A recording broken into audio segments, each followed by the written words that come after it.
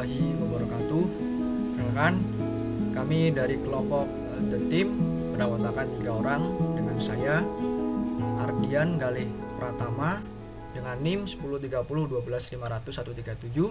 dan teman saya Dan saya Hasan Ahmad Fauzi dengan 1030 1250 030.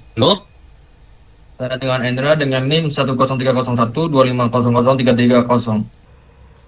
dalam kesempatan kali ini. Izinkanlah kami dari kelompok The Team akan mempresentasikan final project tugas besar statistika dengan judul analisis regresi linear dan korelasi multivariat morfometri pohon mengenai studi kasus spesies mahoni, mangga, dan pucuk merah di Telkom University. Penelitian ini bertujuan untuk menganalisis variasi bentuk fisik dan hubungan pertumbuhan atau alometrik pada pohon. Fokus penelitian adalah pada pengukuran kuantitatif atau morfometri bagian batang dan daun dari berbagai spesies pohon di lingkungan kampus. Dengan menganalisis data ini, kita dapat memahami keanekaragaman dan pola pertumbuhan antar spesies pohon yang berbeda.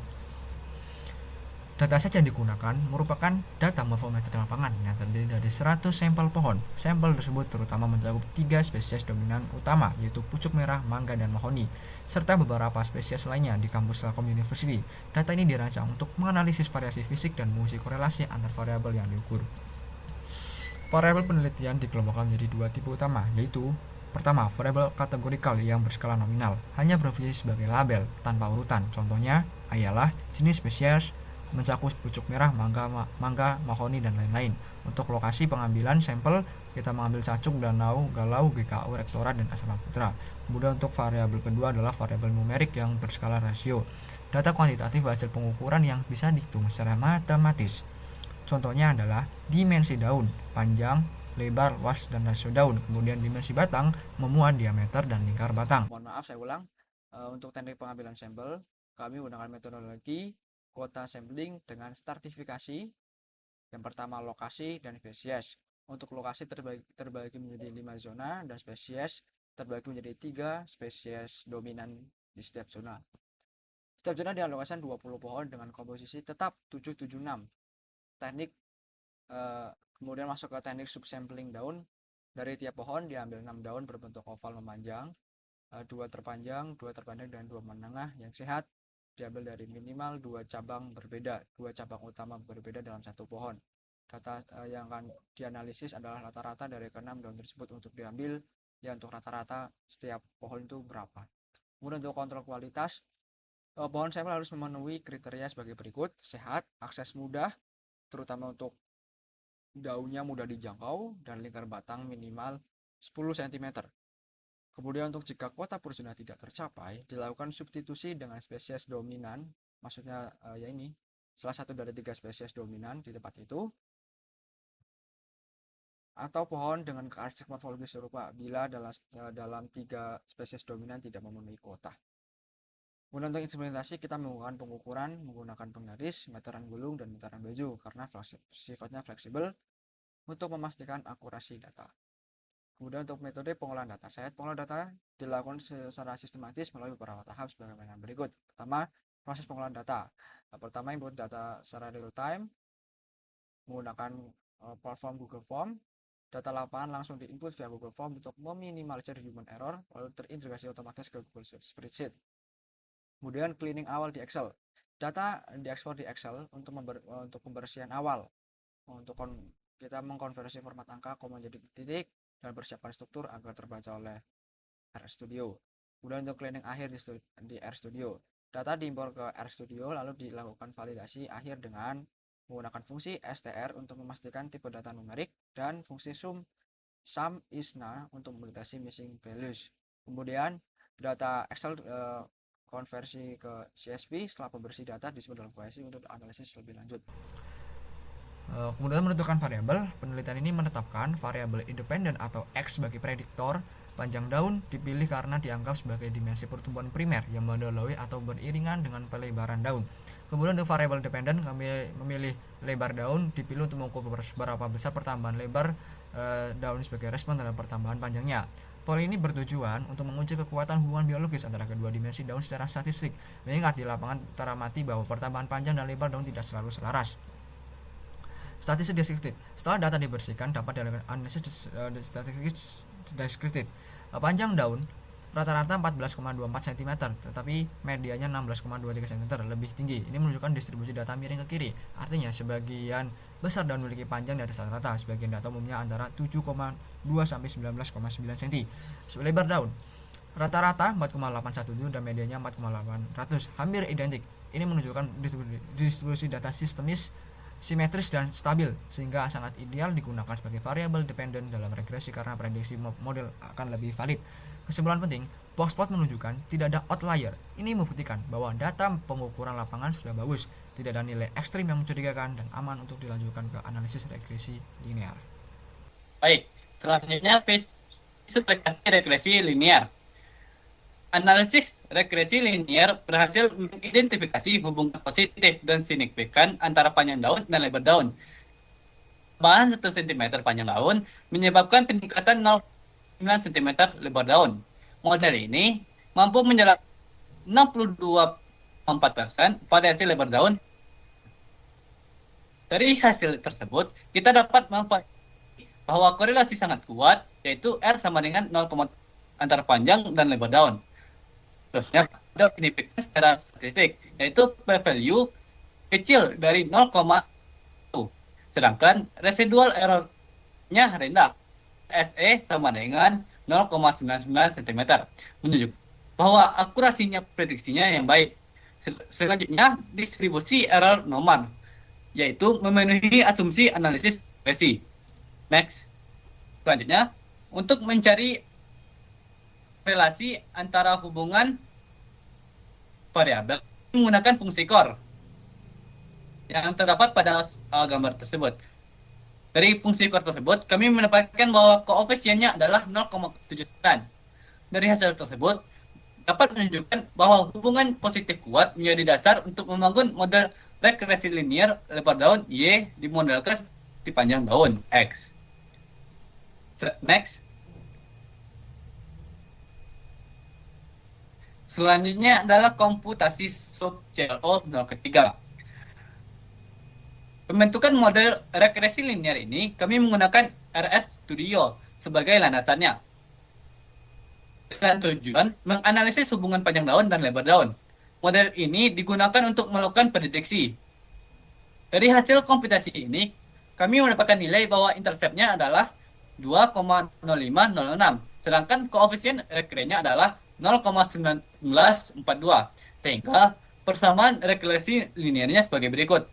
Y sama dengan 2,0506 tambah 0,1942 kali X tambah E.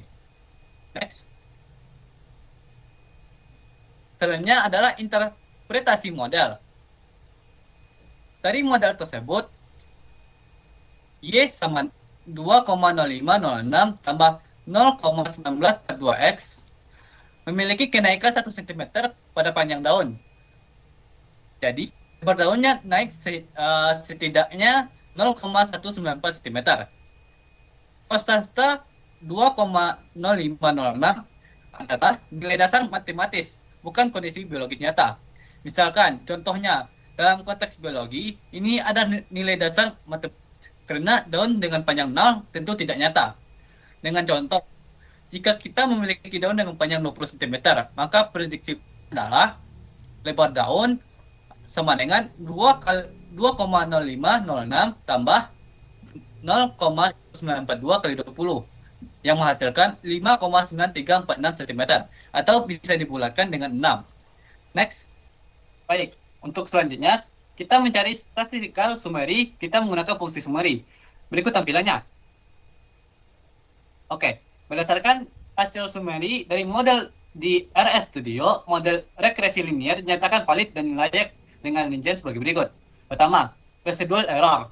Distribusi error cenderung normal dan simetris.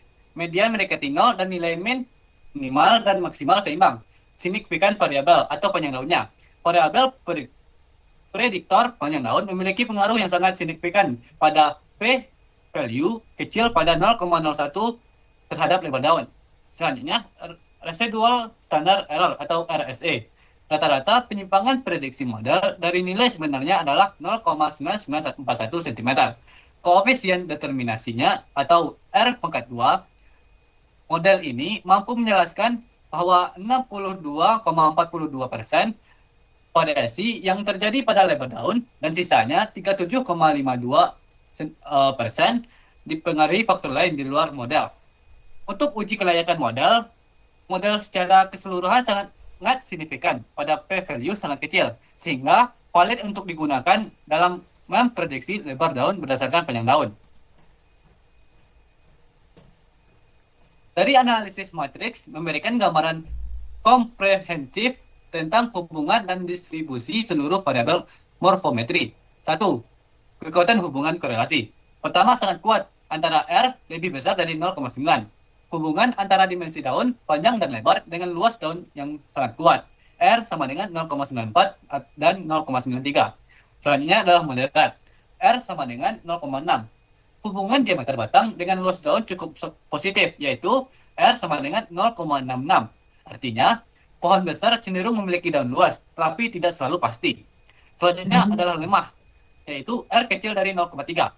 Hubungan lebar daun dengan rasio daun sangat remah, yaitu sekitar R sama dengan 0,25, menunjukkan lebar daun hampir tidak mempengaruhi bentuk rasio daun.